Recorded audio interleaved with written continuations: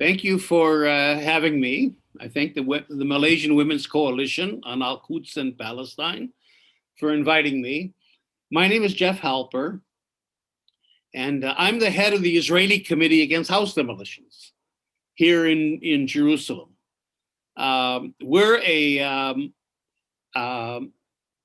peace organization, but we're more of a political organization that's dedicated to ending the occupation, and beyond that, ending Israeli colonialism and establishing one democratic state between the Mediterranean and the Jordan River of equal rights for everyone. So that house demolitions for us is a very important issue, and we'll get into it in a couple of minutes, but it's a vehicle towards what really has to happen, and that is to end the occupation, to end apartheid, to end the settler colonialism, and achieve a just peace for everyone. That's, of course, the main goal. Before I get into house demolitions itself, I just want to put it within a wider political framework. We often talk about a conflict. We're in the Israeli-Arab conflict or the Israeli-Palestinian conflict, but it really isn't a conflict. A conflict has two or more sides, and they fight about something. And the way you resolve a conflict is the sides come together, they negotiate, they compromise, and you come up with some kind of an agreement. But Zionism was a form of settler colonialism. It wasn't the same colonialism as you had in Malaysia with the British. It wasn't the British in India or the French in Algeria. It wasn't that kind of colonization, but it was called settler colonization, more like South Africa, or actually the United States, Canada, Australia, New Zealand. These are examples of settler colonialism. Algeria, where a foreign population comes to a country with the intent of taking it over. In other words, they claim the country as their own. And every settler colonial movement makes up a story about why this country belongs to us and it doesn't belong to the indigenous population. So the Zionists came to this country, and this is what's crucial to understand, with the idea of transforming an Arab country into a Jewish country. Totally, completely. In other words, there was never another side. Zionism never recognized the Palestinians as another side. Until today, Israel does not recognize the national existence, let alone the national rights of the Palestinian people. So that there's never been negotiations, really. Israel does not see the Palestinians as a side, and therefore the whole idea of two states that we often talk about is just ridiculous. There was never any intent on Israel's part of allowing a Palestinian state to emerge in our country. In other words, when Zionism came to this country 125 years ago, it came with the intention of taking over the entire country, not 78% of it or 90% of it, but the whole country. And what do you do then with the natives, with the indigenous population? You displace them. You eliminate them. In other words, you either throw them out of the country, that Israel's done to more than half the Palestinians, or you confine them to little enclaves like areas A and B and Gaza and little dots inside Israel, or you kill them. So that kind of a mixture eliminates the natives, and the whole country then becomes a part of the settler colony. So the only way then that you can resolve a settler colonial situation is not by negotiations, because the settlers are not going to negotiate with the indigenous population. It is rather to decolonize. And I'm not going to get into that because that's not the topic today, but decolonization means, in our view, establishing a single democracy of equal rights here in historic Palestine. So that's a political, but why is this important? Because you have to understand the policy of house demolitions as a part of this process of what we call Judaizing the country. It's not a term we use often, but it's a very important term because it's a term that Israel uses and Zionism has used for many decades. We're Judaizing the country. We're transforming an Arab country into a Jewish country. We're transforming Palestine into Israel. And a key to Judaization, what's most important for every settler colonial movement is land. You've got to take the land. That's the whole point. You're trying to make the country your own while you're displacing the native population. And house demolitions is a vehicle towards that goal of taking the land. So what I want to do is walk you through a demolition. And now that we kind of understand the reason for it, let me get into the specifics of demolitions, and I'll show you how it works, and I'll use a slideshow, and I'm going to use a family that we work with, one particular family, as an example. First of all, as you can see from this map of the West Bank, just to give you an example from the country, you see the Palestinians are confined to areas A and B that are the brown spots, the brown and beige spots on this map, about 40% of the West Bank. Overall, the Palestinians, we have to understand this, are the majority in the country. If you take the entire country between the Mediterranean and the Jordan River, the Palestinians are the majority population today. And yet they're confined to about 10 or 12% of the land. So that they're locked into these areas A and B and pieces of East Jerusalem in little tiny islands that are all disconnected, non-viable, poor, and all separated from each other by Israeli highways, as you can see, and Israeli settlements, which are the pink and the blue areas on the map, are the settlements. So you can see how fragmented the Palestinian territory is. And this is what we mean by displacement. And most Palestinians have been driven out of the country. But those that haven't have been confined to these brown areas. And the house demolition policy is intended then to cleanse, you see all the gray area on this map, plus the pink, plus the settlements, the pink and blue areas are all area C. More than 60% of the West Bank, that's all intended to be purely Jewish and Israeli. So you can really see in this way, the intent of Israel to take the land and then confine the Palestinians to these small areas. And house demolitions is a key to that, because with house demolitions, obviously, people are living on the land. And so you have to get rid of them. Now, the problem Israel has is that it's presenting itself to the world as the only democracy in the Middle East.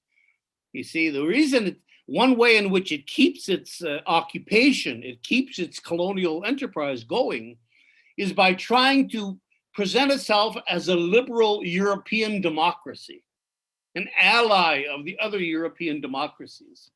And so it can't go out too obviously displacing people, throwing them off their land, destroying their houses. So what Israel does, which is very clever, is it couches all of this in planning, the neutral language of planning, zoning, bureaucracy, permits, giving permits, and so on. So it's a very technical, neutral kind of a system that's very complex, but it covers the political agenda behind it. And it really isn't planning and zoning. It really is a mechanism for displacing Palestinians, but it's done in a way that, Israel says, look, it's just planning. It's nothing against Arabs in particular. It's simply a plan, a neutral planning process. So how does it work? Well, here's the Shawamri family.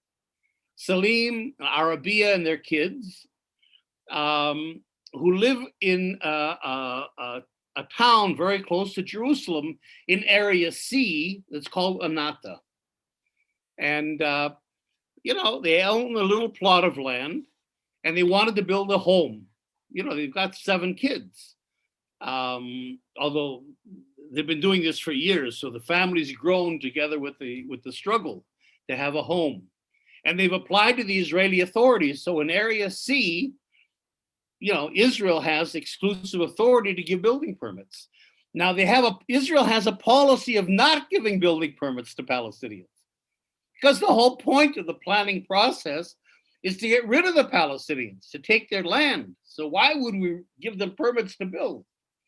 But nevertheless, that's the law. So it creates a catch-22 situation where a Palestinian has to apply for a permit if the family wants to build legally and avoid all kinds of problems.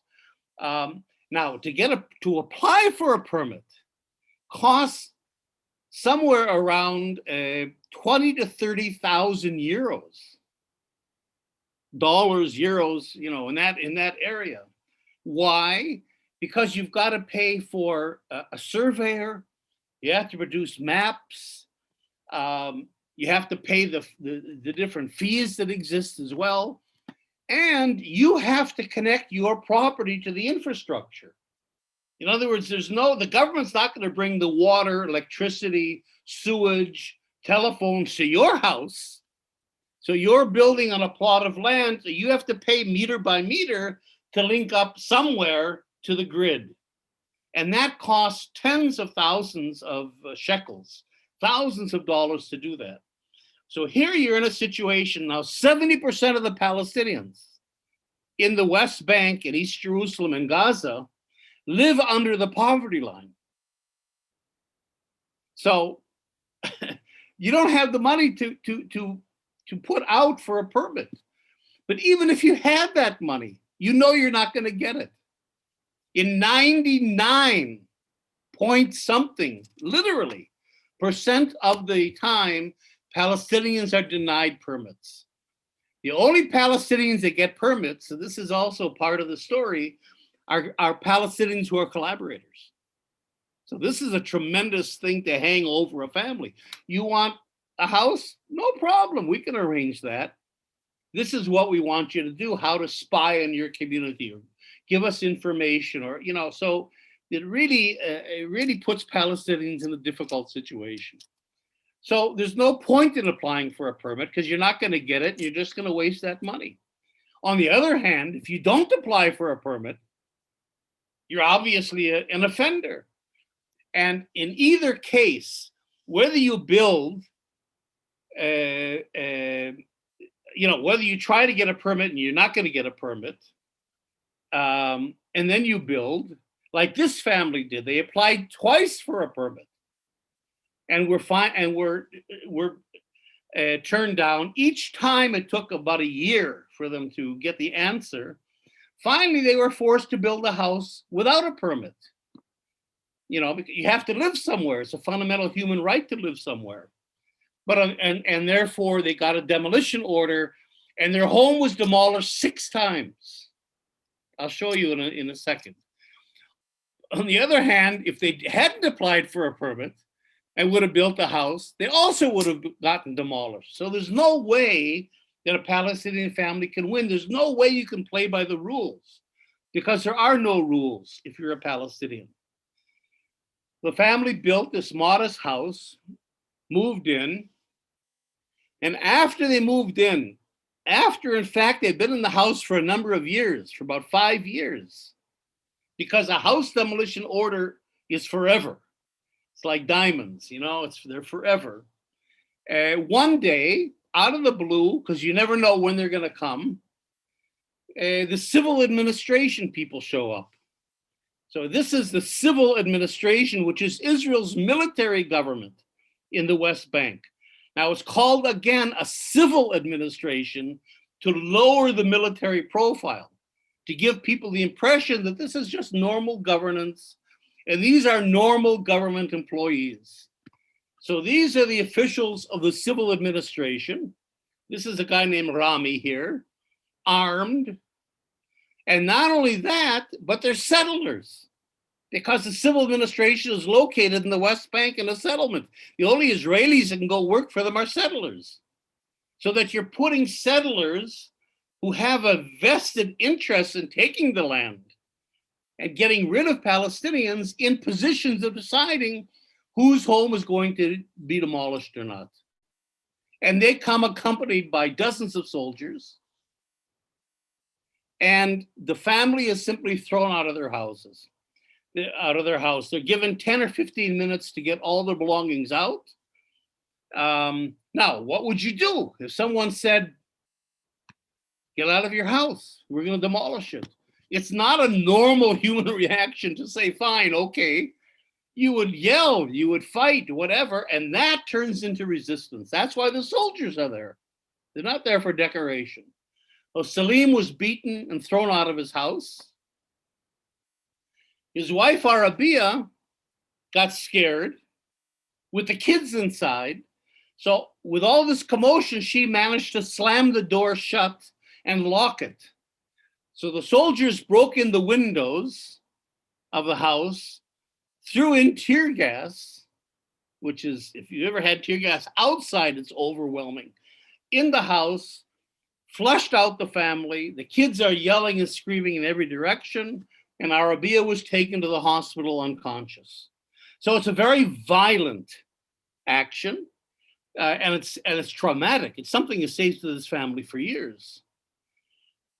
Part of our job as Israeli activists is to come and resist the demolition of Palestinian homes, which we do. And again, we try to make it into the political issue that it really is.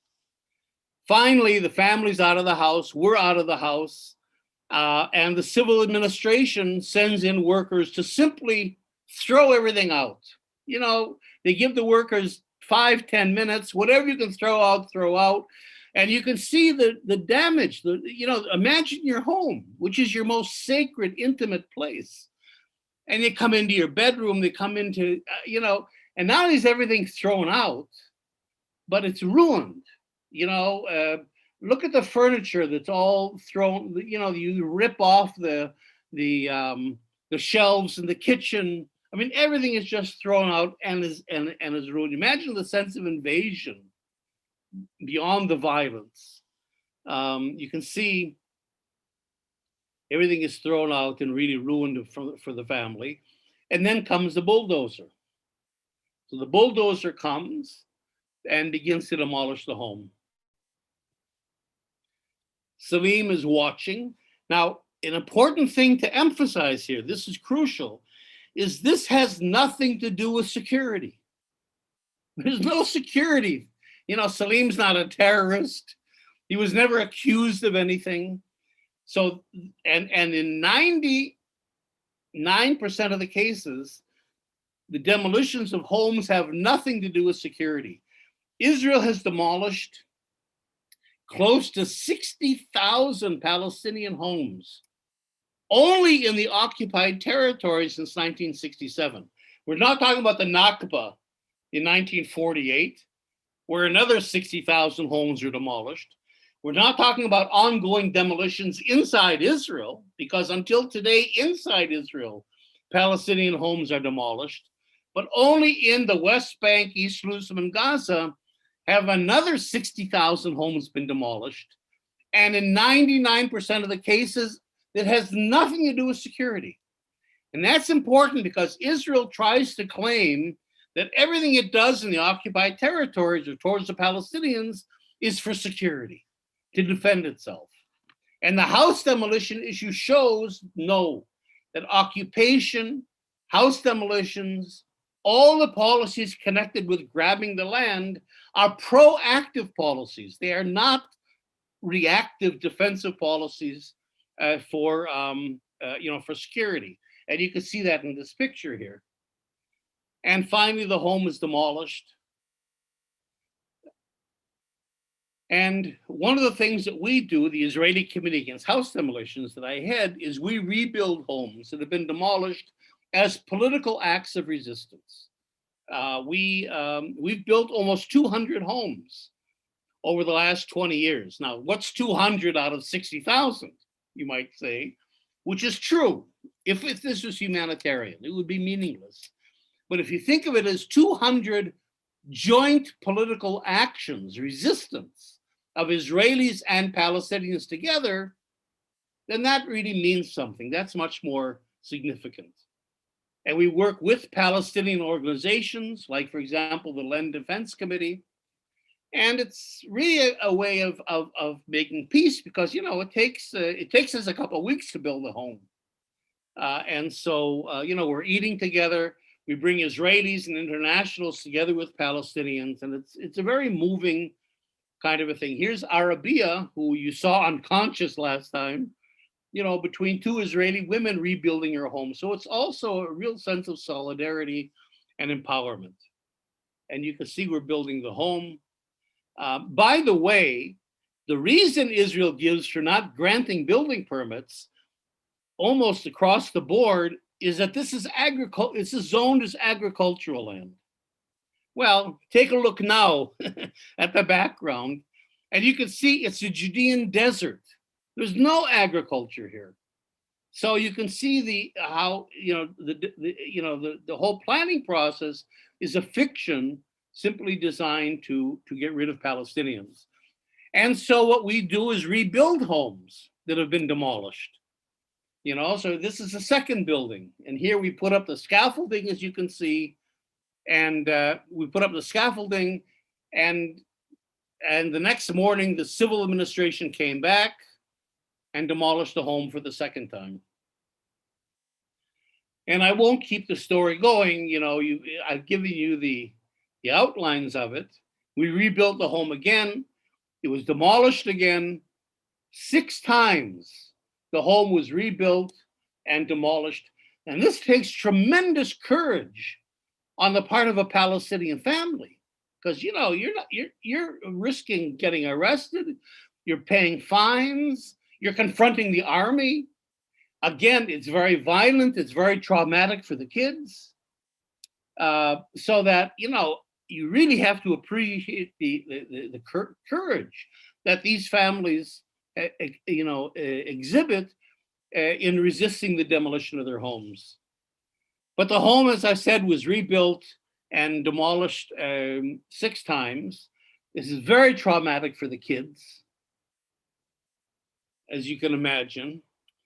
And the last time was a couple of years ago, where in the middle of the night, the army came, threw the family out of their home, and bulldozed the home for the 6th time. And this is what we found in the morning. Everything was thrown out, and Arabia again left without a home. So it lasted 6 times because the family decided finally it was getting expensive for them.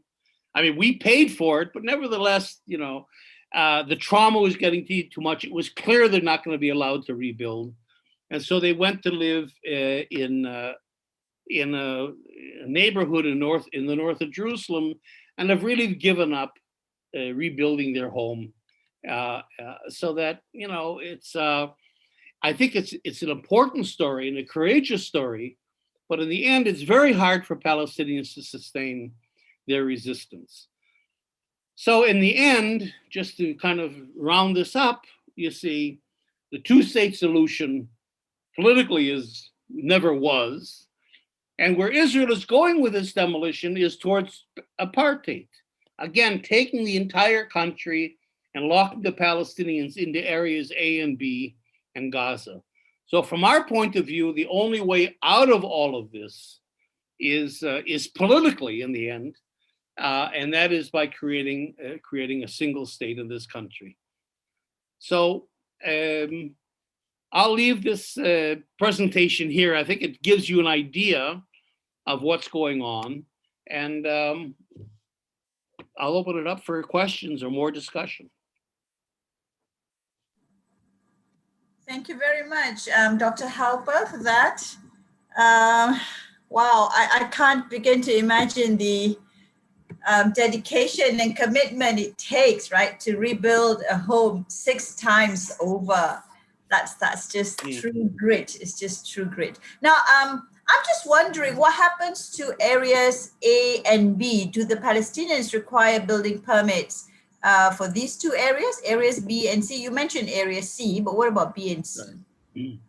No, A and B, they don't need permits. The Palestinian Authority of Muhammad Abbas, of Mahmoud Abbas, Abu Mazen, runs areas A and B, and Gaza, of course, is Hamas, but that's also under the Palestinian Authority. So they give building permits there. The problem is when you're trying to cram millions of Palestinians inside these little tiny islands of A and B that already have populations and the land is already owned, there's no chance of people buying land or being able to build homes. So that it's very difficult. Now, when Israel does want to demolish a house for security reasons, is chasing someone who didn't attack or something, they do. They're not supposed to, but they do demolish homes in areas A and B.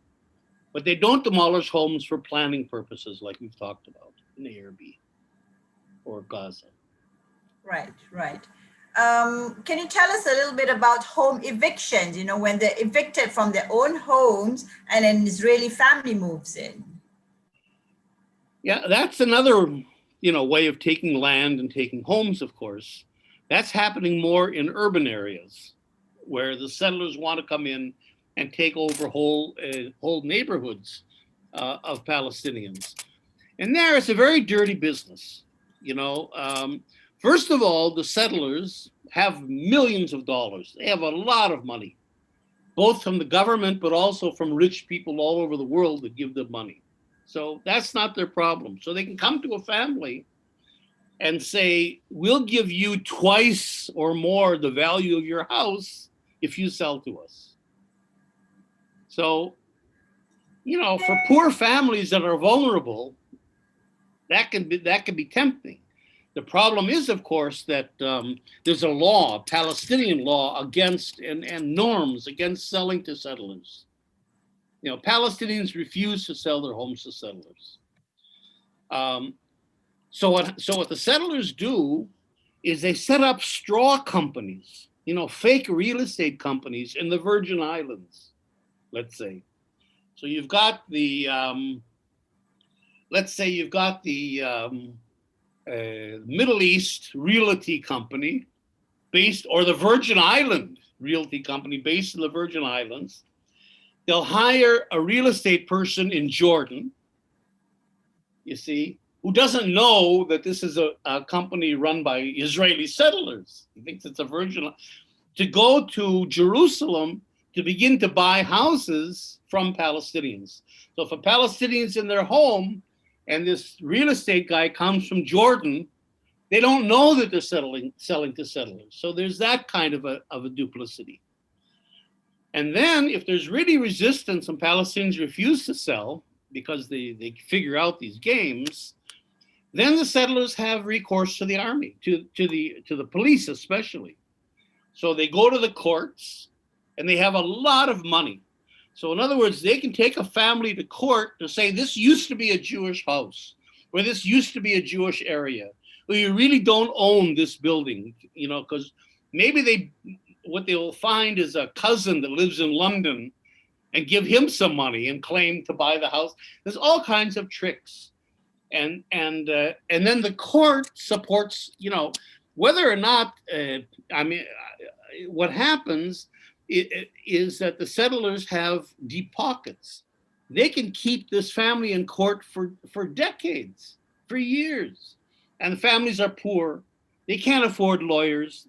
And in the end, they lose. Even if there's no case whatsoever, they simply lose because they can't keep up the legal process. And then the court says, okay. And that's where oftentimes they don't even know that this is going on, families, because sometimes it's between the settlers and the court and lawyers and so on. And then all of a sudden, in the middle of the night, the police come and throw you out of your house. You're evicted because your house was sold by somebody else, because the court, ruled that you can be evicted. You're not really a party to the whole thing. It isn't a genuine legal process. And so families find themselves on the street, being thrown out of houses they might have lived in for 50 years. That's certainly been the case in the Silwan village in East Jerusalem, Sheikh Jarrah, and other places around the country. So the evictions also have to do with these fake legal processes and so on that Palestinians are simply victims of. Oh, this is just horrific. Dr. Fauzia, would you like to ask a question, Dr. Fauzia?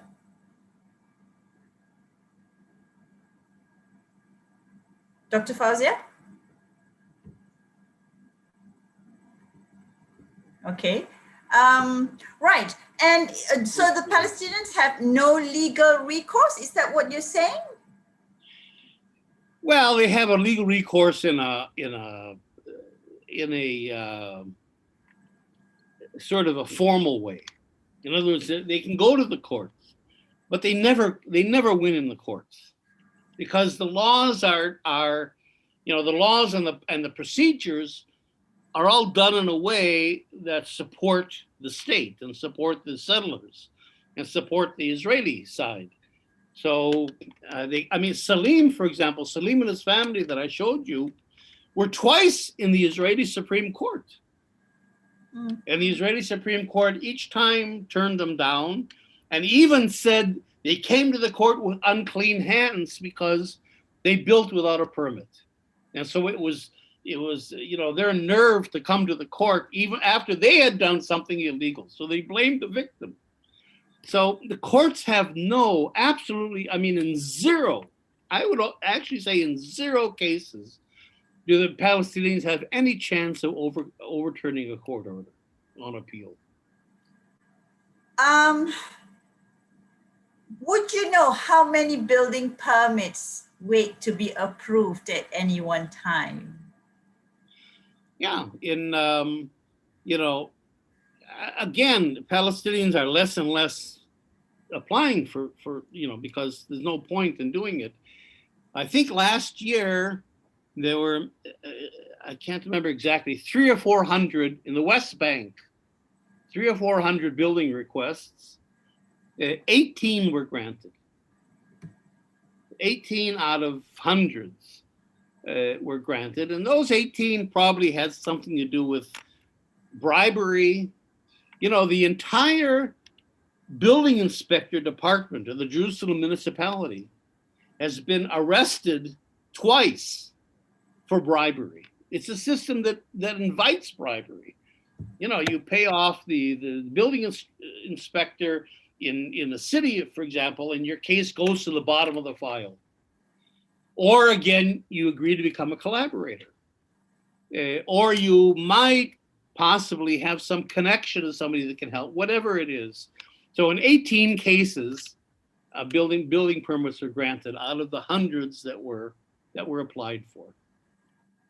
And the actual fact is 98 to 99% of the building permit applications are turned down. That's just remarkable. This. On a personal note, Dr. Halper, how long have you been doing this? Well, we started the Israeli Committee Against House Demolitions in 1997. So it's been now 24 years that we've been working. I think, again, our work with housing demolitions is connected to our political work. It isn't only trying to end the demolition of homes, which we're trying to do, but it's not a standalone problem. It's a part of the larger problem of, like I said, of colonization and apartheid and occupation.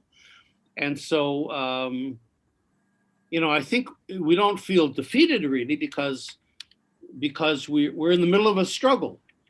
And the fact that our organization has linked up to a Palestinian-led organization that's called the One Democratic State Campaign. So we're linking house demolitions to a political initiative of creating a single democracy in historic Palestine. That means that even if we're losing in the short term, we have our eyes on a long-term goal, which is political. In the end, the answer has to be political. It can't be legal, and it can't be just human rights. It has to be a political program. In the 24 years, probably more, that you've been doing this, what's the silver lining you're seeing? Well, there's not a lot of silver lining right now in that sense. But again, that's why we call it a struggle. I don't believe in things like hope. Because hope that's a nice religious concept, but it's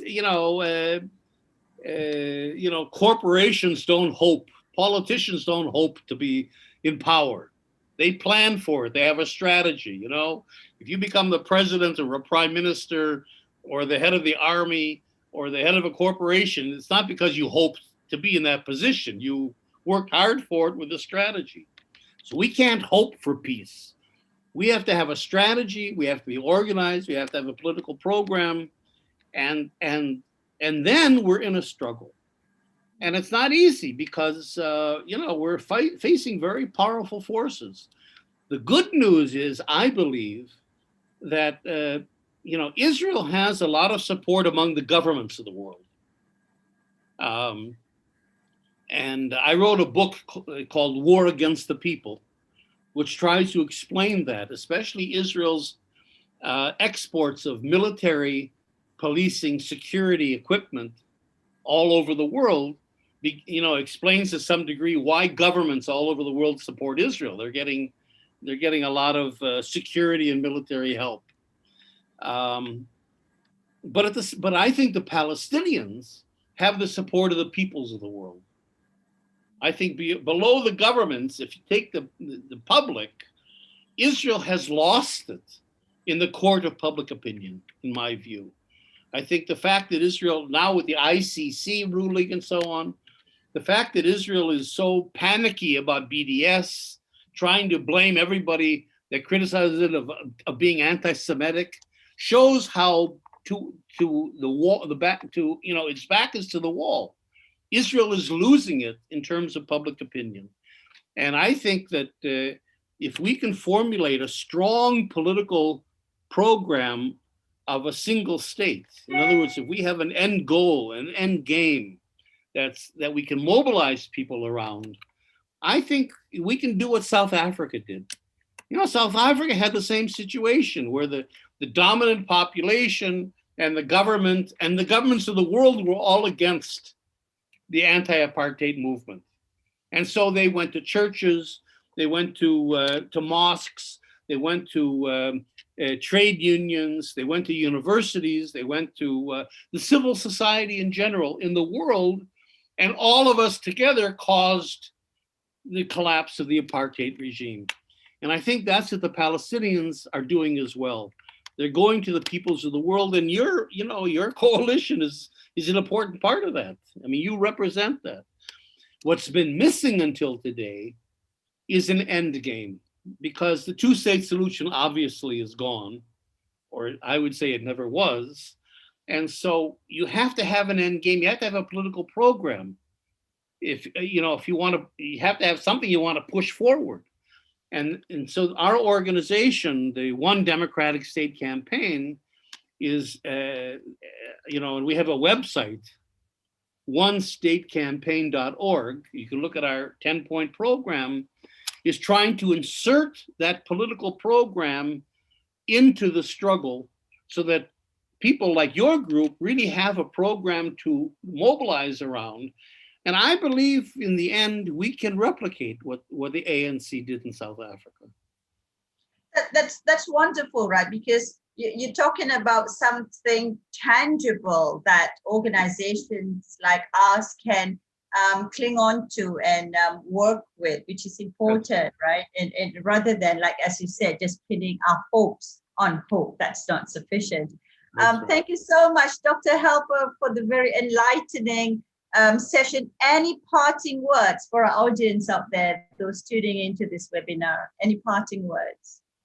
Well, just that we, I mean, I can't speak for the Palestinians, but I'm in very good terms, and as part of the Israeli peace community, I think we all really appreciate the support that you give us. It's crucial, and hopefully in the coming months, as our campaign becomes more solid, we begin to reach out, that we'll work together, continue to work together, and in the end, we'll decolonize Israeli apartheid and Israeli colonialism, and get to a just peace, which is one democratic state. So if we do that, that's an achievement, a global achievement of all of us together. Palestinians with their Israeli allies cannot do it alone.